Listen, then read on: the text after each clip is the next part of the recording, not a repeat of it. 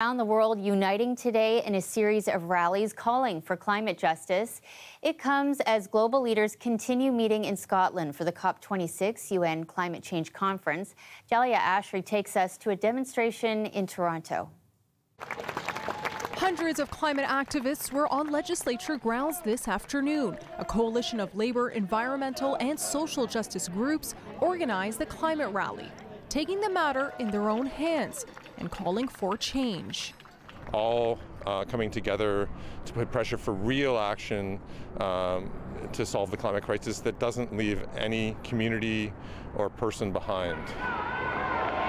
Halfway through the COP26 climate conference in Glasgow, protesters held another large rally. Angry words for corporations and outrage at the plight faced by farmers. The conference has seen promises to phase out coal, slash methane emissions, and slow deforestation. Mass mobilizations of people of all ages across the world join today's Global Day of Action, from Australia to South Korea to Queen's Park. Demonstrators taking things one step at a time. 1 foot in front of the other and lead with love. Demanding governments to prioritize climate justice with real action to reduce carbon emissions. One of the leading causes of climate change and methane emissions is the way that we produce our food system. So we're advocating for a transition to a more sustainable food system by transitioning to a plant-based food system.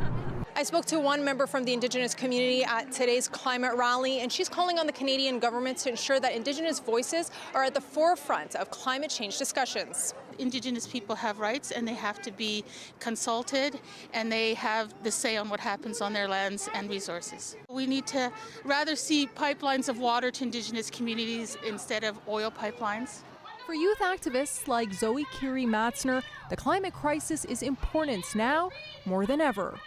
It feels like my future and my generation's future and the future of the planet is on the line. And so we are here today to put pressure on governments to get real climate action for our futures. Dahlia Ashry, CBC News, Toronto.